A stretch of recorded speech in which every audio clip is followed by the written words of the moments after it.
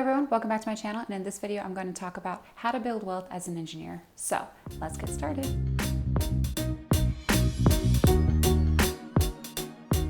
I decided to kind of go over how exactly someone can build wealth as an engineer. And yes, some of you may be saying, well, obviously it's pretty easy. You guys make a lot of money. Engineers get paid a lot. So how could you not build wealth?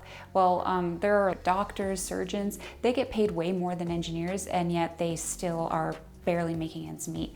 They're either in debt, they're just barely getting by. And I really want to go over how those who actually do end up building wealth, how their habits and behaviors enables them to build wealth. And some things that I do as well that are just not as common or not as popular on like the internet or on social media. For example, invest at least 20% of your income, make sure to live on less than you earn, make sure you have at least 3 to 6 months of expenses, as well as maybe $1,000 emergency fund. All of those are just the basic saving and investing goals and guidelines for anyone who wants to build wealth. However, in this video, I'm going to go over some other ways that you can build wealth and behaviors you can adopt or habits that you can adopt in order to further your financial journey and be able to become financially independent. With that, I'm just going to get to it. The very first thing that I'd suggest you do in order to actually build wealth and as an engineer is to get a degree in an in-state college. And if you don't want to get a degree, or if you don't think you need a degree, then make sure you take some sort of education that gears you towards that specific field you want to get a job in. So for example, if you want to major in computer science and you don't want to get like a bachelor's or master's degree for that, well then you can do a coding boot camp right out of high school, and that'll help gear you towards that specific area and teach you those specific topics that you need to know in order to become a computer scientist. I don't know if there's any boot camps for electrical engineering or mechanical engineering. I think those fields are ones where you actually need to get a degree, at least a bachelor's degree. So you would need to go to college because you need that formal education and all of those resources that the college provides. So I would suggest getting a bachelor's degree at the very least. The next thing is, when you get your college degree, if you decide to do that, to just go to that same college in the state, because it'll be a lot less expensive than out-of-state schools. And of course, you guys all know this, especially from my previous video. I talk about the downsides of going out of state versus going in state, and how it can really take a big toll on your finances. And you can end up with a lot of student debt when you graduate. So just keep that in mind. Then the next thing is to reduce the cost of that college degree. So whether it be internships or scholarships or a part-time job, in any way you can to pay for college out of pocket. So what I'm trying to say is, just don't go into debt. Don't take out any student loans if you can. And at the very least, if you are going to take out student loans, make sure it's not above like, I don't know, a couple grand or two. But even then, I would not suggest getting any sort of student loans. Like, before you decide to even think about that, make sure you've checked off everything else on the list. Like, you've checked off trying to apply for an internship. You've checked off applying to a bunch of scholarships and you didn't get anything. You've also done part-time jobs, but they just don't cover the amount of cost. So make sure you've checked off all the boxes before you decide to even get a loan, a student loan. That'll just be at the very bottom of the list. When push comes to shove and you have no other options, then think about getting a student loan. Otherwise, I would avoid it at all costs, because that'll just hurt you in the long run, and it'll really prevent you from building any sort of wealth, even if you're making $200,000 as an engineer. So ultimately, that's just one major thing I think you should avoid. The next thing is, when you do graduate, which is preferably in 4 years, the standard amount of time to complete a bachelor's, make sure you complete that as well. But when you do graduate, or you do get your certification at some sort of boot camp, I would suggest looking for jobs that are remote or at least hybrid, because you save a lot of money, not only on the gas and the commute there and back, but also on lunches that you'd have to take and packing that. You also save a lot of time as well. And with that free time, you can use that to go over your finances again, or start tracking how much you're spending month to month. So it'll give you a lot more time to focus more on your finances. Some of you may be saying, well, what about, the electricity that I'd have to pay for? Or what if I have to pay for a desk or chairs or whatever that I need in order to do my work?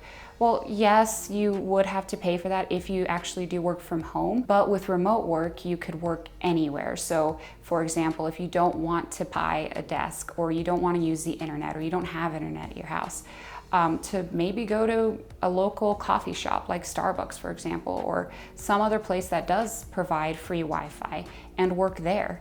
Yeah, it's not ideal and it might be very uncomfortable because of all the other people, but it's better than nothing, and you wouldn't have to, pay for those other things. And it also, in a way, get you out of the house without you having to actually go into work and take that commute. Those are just some things that I would suggest in order to get around, those extra charges from working remotely. So the next thing I'd suggest to help you build wealth as an engineer are to find deals, whether it be with food or services or maintenance fees, whatever it is.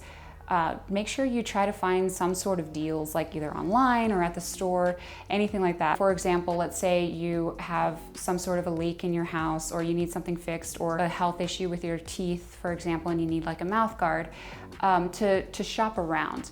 If there's other services out there that'll help you fix that roof or fix that leak, or there's other dentists out there that'll get you a better mouth guard for a cheaper price, to call around. Make sure you call all of the places in your local area and get a quote for how much all of those things would cost. And if it's a really high cost, especially with those kind of things, I would suggest trying to call everyone in your local area and trying to find the best deal for that particular job, service, or thing. If there is one quote that is much less than the other ones, like say the average quotes that you get for fixing a leak is probably $300, and it ranges between like $300 to $400 or $300 to $500. And you call a company and they say that it would only be $150, I would probably second guess that and make sure you do your research on that particular company. Make sure that they're legit and that they are, a quality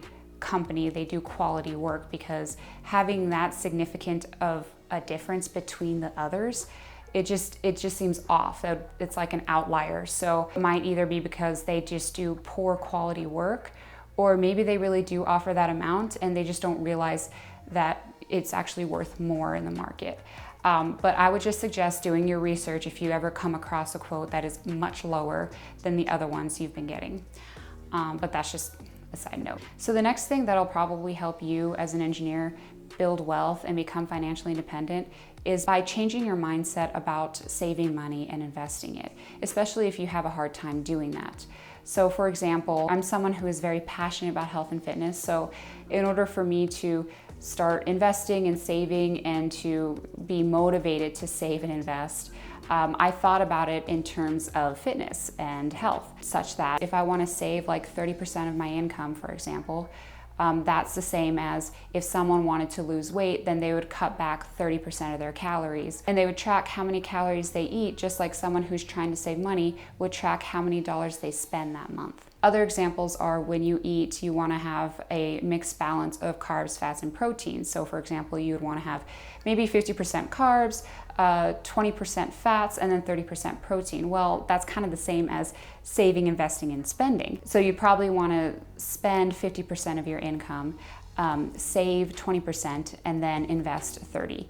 Other relationships I made between finances and fitness is mainly the ability to understand that when you save for a rainy day or you invest the money, you're not really restricting yourself, just like when you eat healthier. When you eat healthy, you have to not think that, oh, you're restricting yourself from eating all of these processed foods and you can't eat them anymore. More so that you have to think about the fact that you can now eat all of these vegetables, these different colors of whole foods. You can eat all of those now. And same with finances. You shouldn't really think about the fact that, oh, I can't spend this money on these shoes anymore or these clothes. I can't do that anymore.